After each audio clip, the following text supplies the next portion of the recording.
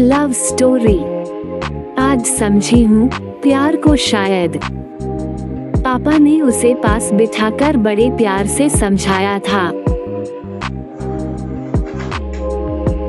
बेमन से ही सही सुनंदा ने उनकी बात मान भी ली और अश्विन की रट लगानी भी छोड़ दी, पर उसकी समझ में एक बात बिल्कुल नहीं आई कि इस घटना के बाद उसके घर के लोगों को उसकी शादी करने की ऐसी क्या जल्दी पड़ गई कि रतन जैसे लड़के को उसके लिए पसंद कर लाए। पूरी स्टोरी सुनने के लिए आगे बढ़े। इतनी भयंकर गर्मी के बाद बारिश की छोटी छोटी बूंदें बेचैन मन को आश्वस्ति सी दे रही थीं। यद्यपि सुनंदा जानती है कि इसके बाद छिप छिपे पसीने का एक नया दौर शुरू होगा, पर उससे क्या।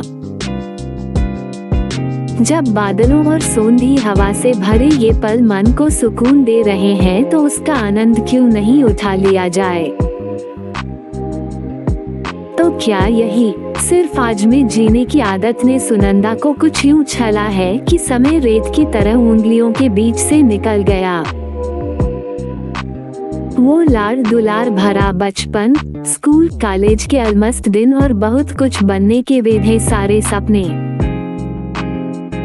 इंजीनियरिंग करके नासा में नौकरी भी करनी थी, भरतनाट्यम का पूर्ण प्रशिक्षण भी लेना था, छुट्टी में ड्रेस डिजाइन भी सीखनी थी और जाने कितने रोमांचक स्पोर्ट्स भी सीखने थे। मानो सामने एक असीमित आकाश हो और उसको मुट्ठी में बंद कर लेने की क्षमता भी। पर ऐसा क्यों हुआ धूमकेतु की तरह उतर अश्विन सर ने अचानक उसकी दुनिया ही बदल दी। बहुत कम दिनों के लिए कॉलेज में आए थे वह। शायद मैथ्स के सर ने किसी मजबूरी में लंबी छुट्टी ली थी और कॉलेज ने अश्विन सर को अस्थायी तौर पर बुला लिया था। सुनंदा ने उनको देखा तो देखती ही रह गई थी। बिल्कुल फिल्मी हीरो जैसा ऊंचा कद, चौड़ा सीना और स्टाइलिश रहन सहन। पता ही नहीं चला कब उसका मन उनके घुंघराले बालों के पेंचों में उलझ गया। उसकी आंखों में अपने प्रति उभरे आकर्षण को पढ़ने में अश्विन सर ने कोई गलती नहीं की थी। बीच बीच में वह उसकी तरफ देखकर मुस्कुरा देते तो वह धन्य हो जाती।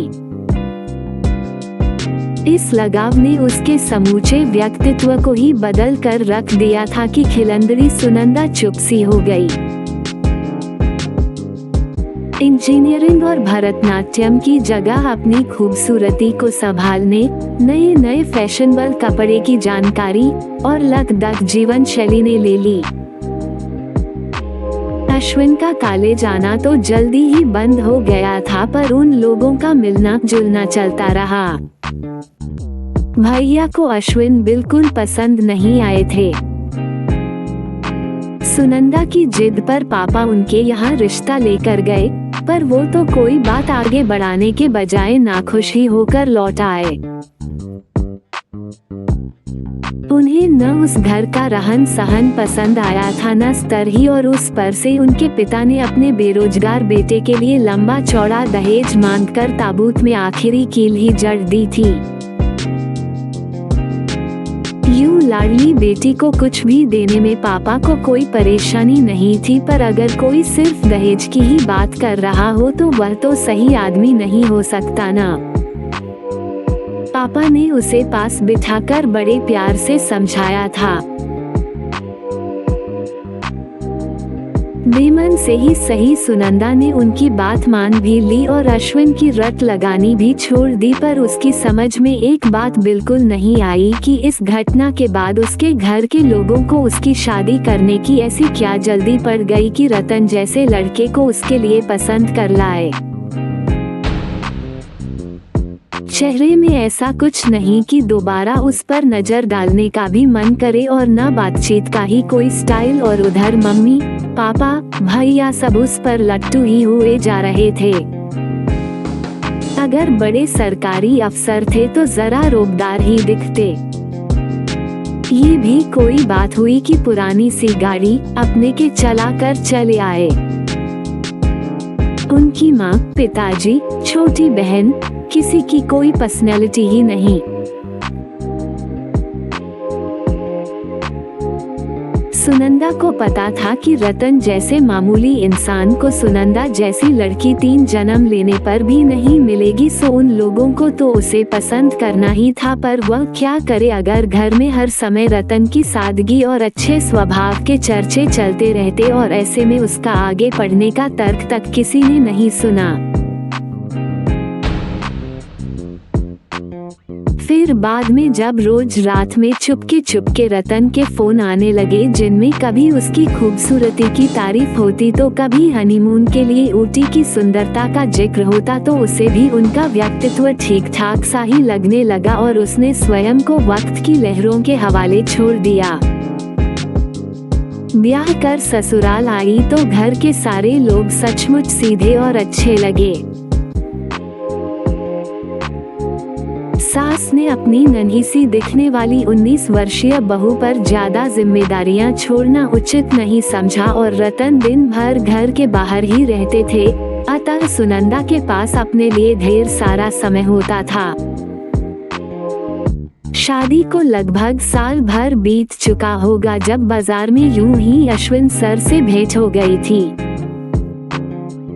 हाल चाल पूछते उन्होंने उसका मोबाइल नंबर ले लिया और रोज फोन करने लगे थे। अब जाकर सुनंदा को पता चला था कि गलती तो खुद उसके पापा की ही थी, जिन्होंने भैया की बातों में आकर 2 प्रेम करने वालों को अलग कर दिया। अब क्या करे सुनंदा, अब तो वह चक्रव्यूह में फंस चुकी है। अश्विन जैसा सुदर्शन पुरुष उसके लिए बाहें फैलाए बैठा रहा और वह रतन के साथ बांध दी गई। रतन और उससे संबंधित हर चीज में अब कमी ही कमी नजर आने लगी थी। उधर अश्विन के व्यक्तित्व का आकर्षण, उसकी बातें सिर चढ़कर बोलने लगी। फिर लगा कि भला कब तक 2 नावों में पैर रखकर चलती रहेगी, तो कोई कठोर निर्णय तो उसे लेना ही पड़ेगा। फिर ऊहापोह के उस दौर में लिए गए अपने फैसले के तहत वह उपेक्षित रतन को बिना कुछ कहे एक दिन अश्विन के साथ उनके घर चली आई थी। आज सोचती है तो लगता है कि जिंदगी का वह गलत कदम उसकी नासमझी हो सकती है, पर कुटिलता नहीं, क्योंकि अश्विन सर के बार बार इशारा करने पर भी उसने न रुपए और गहने लिए थे, न कोई कीमती सामान। बस में 1,500 रुपयों के साथ वह तो कुछ ऐसे चली आई थी मानो सिनेमा हॉल जाने को निकली हो। अश्विन बहुत नाराज थे। तुम्हें पता है न कि अभी मेरे पास कोई काम नहीं है, कैसे संभालूंगा तुम्हें? तुम्हारे अपने खर्चों भर पैसे तो तुमको ले आने ही चाहिए थे न। पर सुनंदा के कोई खर्चे हैं ही कहाँ, बिल्कुल साधारण तरीके से रह सकती है वह। अब वह भी कोई नौकरी कर लेगी और अपनी पहली तनख्वाह से अश्विन को मोटरसाइकिल गिफ्ट करेगी। उनकी हर सुविधा का ध्यान रखेगी वह, और दुनिया के सामने प्यार की मिसाल होगी उसकी कहानी। पर शुरुआत ही कड़वाहट से हो गई थी। अश्विन शायद उसकी तरह नहीं सोच रहे थे। उन्होंने तो मानो धड़ाम से उसे हकीकत की धरातल पर लापटका। कि फोन पर इतना लाड प्यार दिखाते उसके बिना जिंदा न रह पाने का दावा करने वाले अश्विन तो अब उससे सीधे मुंह बात भी करने के मूड में नहीं थे। किसी राजकुमारी की तरह पली बड़ी सुनंदा को अब समझ आया कि वह क्या गलती कर बैठी है। डांट डपट जल्दी ही मार पीट में बदल गई और कुछ ही क्षणों में उसने भोग लिया था कि रतन के प्यार दुलार भरे स्पर्श और अश्विन के बलात्कार में क्या फर्क है। अपने पराये का फर्क देख भौचक्की थी वह। अश्विन चाहते थे कि वह पापा को फोन करके आर्थिक मदद मांगे, पर अब कोई भी दूसरा कदम उठाने से पहले वह जरा थमकर अपनी स्थिति पर सोचना चाहती थी। पापा और भैया से उसे कितना डर भी तो लगता था। ऐसा थोड़े ही न था कि वह फोन करेगी और पापा पैसे लेकर आ जाएंगे। पता नहीं वह अब उससे बात भी करेंगे या नहीं। क्या वो कभी यहाँ से वापस जा सकेगी? उस दिन अचानक पापा को आया देख कितनी खुशी हुई थी उसे, जैसे कि कोई बुरा सपना देखते देखते नींद खुल जाए। अब बस वो यहाँ से जाना चाहती है, उनकी हर बात मानना चाहती है। पर अश्विन ने उसे कमरे में बंद कर अपने नए बिजनेस के लिए 10 लाख रुपए मांगने के लिए धमकाना शुरू कर दिया था। कुछ नहीं हुआ था फिर। पापा की नजरों में छिपी वह नफरत, वो परायापन, उनके कठोर हाथों का वह थप्पड़ जिसके निशान गालों पर 3 दिन तक बने रहे थे, और टूटे विश्वास की वे किरचे कि पापा उससे सारे संबंध तोड़कर लौट गए थे और साथ ले गए उसका सारा बचपना। समझ गई थी वह कि सब कुछ समाप्त हो चुका है। वह पूरी दुनिया में अकेली हो चुकी है। वस्तु स्थिति को स्वीकार कर लिया। अश्विन की वासना पूर्ति और उनकी मां की नौकरानी, जो जैसे नचाता नाचने लगी। आत्मविश्वास ऐसा टूटा कि दिमाग में ही नहीं आया कि अगर रतन को छोड़ सकती थी तो अश्विन को क्यों नहीं छोड़ पा रही है। या शायद वह एक भयंकर शाक की अवस्था थी, अपराध बोध इतना कि अगर वे लोग उसे कुछ लाख रुपयों के लिए कहीं बेच भी आते तो वह इसी को अपने कर्मों का फल मान बैठती। 6 महीने बीतते बीतते जब वह सूख कर कांटा हो चुकी थी, रंग सांवला और आंखें कोटरों में धंस चुकी थी, तब एक दिन पता चला कि इस दुनिया में चमत्कार भी होते हैं। उसे तो आज तक नहीं पता कि रतन को इस बात की खबर कैसे मिली कि वह अश्विन के साथ खुश नहीं है। उस दिन अचानक उन्हें सामने पाकर सोचा था कि शायद तलाक के कागजों पर साइन लेने होंगे, पर वे तो पुलिस को साथ लेकर अपनी पत्नी को छुड़ाने और अपहरण, बलात्कार और यंत्रणा देने के जुर्म में उन लोगों को गिरफ्तार कराने आए थे। किसी देवदूत की तरह वह उसे बुरे सपने से बाहर ले आए थे, और एक बार फिर सुनंदा ने स्वयं को समय की लहरों के समक्ष शिथिल छोड़ दिया था। रतन के घर पहुंचकर 2 दिन वह अवश निढाल भूखी प्यासी एक कोने में पड़ी रही।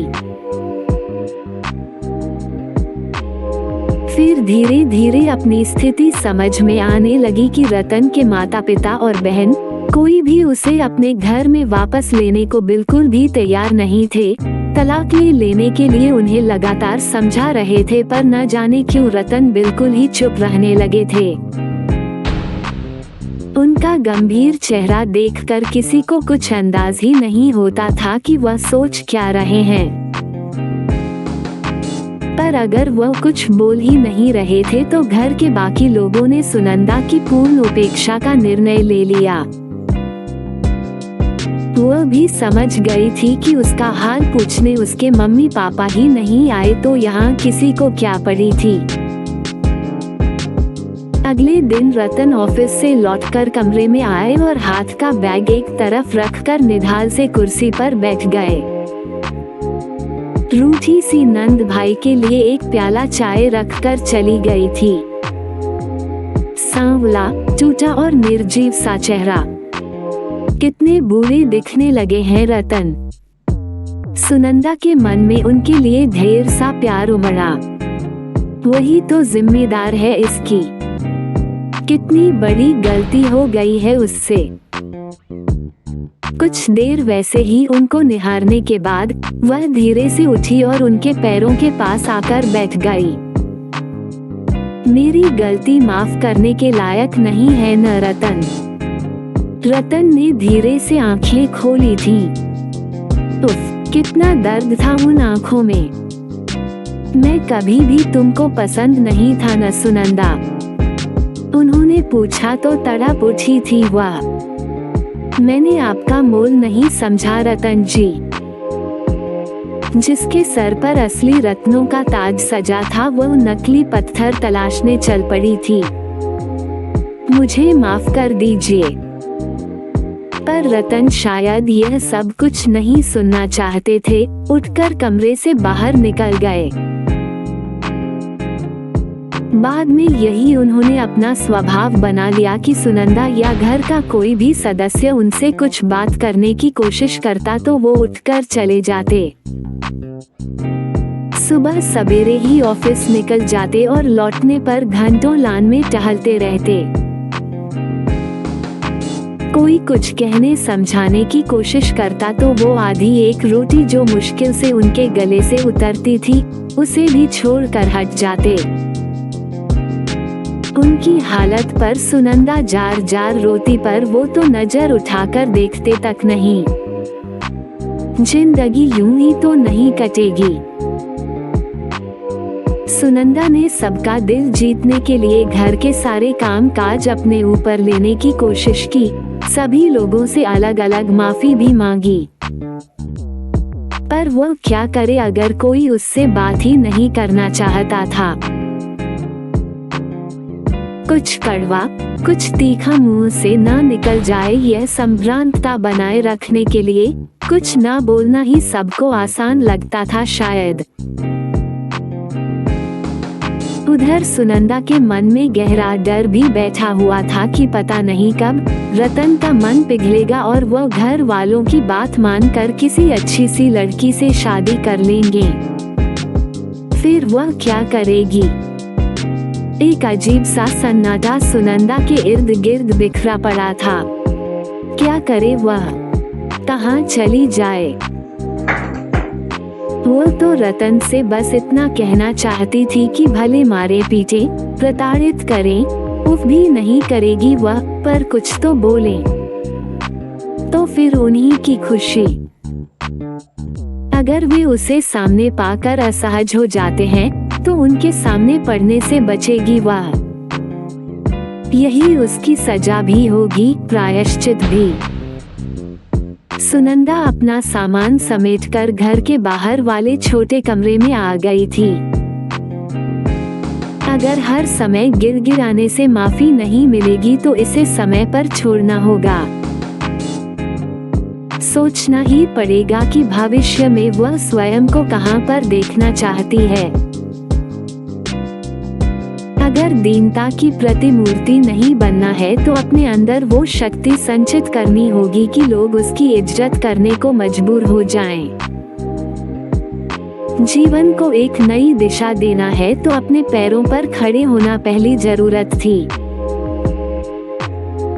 घर के पास स्थित एक छोटे से स्कूल में कुछ घंटों की नौकरी का इंतजाम कर सुनंदा ने कॉलेज में एडमिशन भी ले लिया। पाई जो कभी बीच में ही छूट गई थी, पहले उसे ही पूरा करना होगा। शायद तभी आगे सोचना संभव होगा। जीवन एकाएक बहुत व्यस्त हो गया। यथासंभव वह रतन के सामने पड़ने से बचती, पर कभी कभी छुपकर दुख की उस मूर्ति के दर्शन जरूर करती रहती जिसकी दुर्दशा का कारण वह स्वयं थी। उनकी उदास मूर्ति उसे और मेहनत करने को उकसाती। कड़ी मेहनत के उन कई वर्षों के बाद एक दिन ईश्वर उस पर प्रसन्न हो गए। प्रोबेशनरी ऑफिसर की परीक्षा पास कर ली थी उसने और अब जल्दी ही किसी बैंक में नौकरी भी मिल जाने वाली थी। कमरे के कोने में रखी उसी कुर्सी पर बैठे थे रतन। जब अपना रिजल्ट उनके हाथों में रखकर वहीं जमीन पर बैठ गई थी वह, मानो उनकी बगल में बैठने की हैसियत ही नहीं थी उसकी। खामोशी से कागजों को उल्टते पलटते गंभीर आवाज में बोले थे वह। मैं तुम्हारे भविष्य के लिए परेशान था, पर अच्छा है कि तुम अपने पैरों पर खड़ी हो सकती हो। अब मैं बिना किसी परेशानी के तुमको अपनी पसंद का जीवन साथी चुन लेने की सलाह दे सकता हूँ। चौंक उठी थी वह। तो क्या पहले उसको विदा करके तब अपने लिए सोचने वाले हैं वह? पर जो भी हो, वो किसी बात की शिकायत करने की स्थिति में तो है नहीं। मेरी पसंद की बात अब छोड़िए रतन जी, उसे तो अपनी नादानी से खो दिया है मैंने। पर मेरी वजह से आप कब तक ये शापित जीवन जिएंगे? सबकी बात मान क्यों नहीं लेते आप? धीमी आवाज में सुनंदा ने पूछा तो खोए खोए से रतन कहने लगे, एक दिन मैं इतना स्वार्थी हो गया कि तुमसे तुम्हारी पसंद पूछे बिना ही ब्याह लाया था तुम्हें। पर अब तुम जिसको भी चाहो मैं तुम्हारी मदद करूंगा। तुम्हारा ये उतरा चेहरा मुझसे नहीं देखा जाता। तुम्हें खुश रखने को मैं कुछ भी कर सकता हूँ। रतन की आंखें गीली थीं। एकाएक सुनंदा समझ गई कि अस्वीकार के जिस डर से वह गुजर रही थी, वही डर उधर भी था। अगर वह सोचती थी कि किसी दिन रतन उससे मुक्ति पाने का निर्णय ले लेंगे तो उधर भी यही डर था। शायद दोनों ही तो एक दूसरे की पहल का इंतजार कर रहे थे। किसी के साथ भागी हुई पत्नी को बिना एक शब्द बोले लाकर घर में तो रखा ही संयुक्त परिवार में रहकर भी ऐसा माहौल नहीं बनने दिया कि कोई उसे कुछ भी कह सके। एक ही घर में अलग अलग रहते हुए पिछले इतने समय से उसके निर्णय का इंतजार कर रहे हैं वो, और आज भी चयन का अधिकार उसे ही दे रहे हैं। पल भर में ही वह उदासी के उस गहन गह्वर से बाहर निकल आई थी। अब तो महसूस हो रहा था कि दुनिया की सबसे सौभाग्यशाली स्त्री है वह, और ईश्वर ने जो उसे दिया है वह तो किसी और के पास नहीं होगा। बरसों से जमी धूल साफ हुई तो चमकदार धूप अंतरतम के कोने कोने तक जाकर पसर गई। अब सुनंदा की आवाज में चपलता थी। जीवन साथी तो मेरे पास है, बस उसके दायित्व से उसका प्यार बनने तक का सफर तय करना बाकी है। उसकी बात समझने में रतन को कुछ समय लगा था। फिर वह उठे और पैर मोड़कर उसके पास वहीं जमीन पर बैठ गए। सुनंदा के हाथों को पकड़कर कहने लगे, मुझे तो सिर्फ तुम चाहिए थी सुनी। न समाज की परवाह है न किसी और का ख्याल, बस तुम कह दो कि मैं तुम्हें पसंद हूँ। इस बार मुझे मत नकारना, मैं बर्दाश्त नहीं कर पाऊंगा। तुम्हारी पसंद पर पूरा उतरने के लिए मैं कुछ भी कर सकता हूँ सुनंदा। जानती है वह, पता है उसको। मूर्ख तो वह थी जो ऐसा अथाह प्यार अपने आंचल में समेट कर भी खुद को असहाय समझती रही थी। पर अब अपने इस प्राप्य को संभाल कर रखना उसे आता है। आत्मविश्वास से उत्प्रोत सुनंदा उठी, हाथ पकड़कर रतन को उठाया और सास ससुर के कमरे में जाकर उनके पैरों पर झुक गई। हमें नए जीवन का आशीर्वाद दीजिए पापा। The end.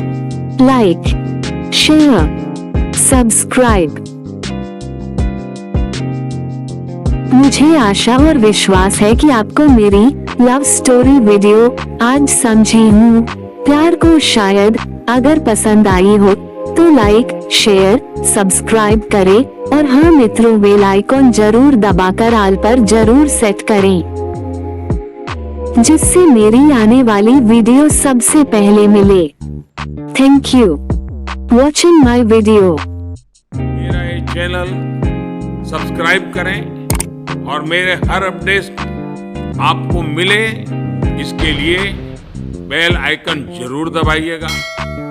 आप सभी को मेरी ढेर सारी शुभकामनाएं।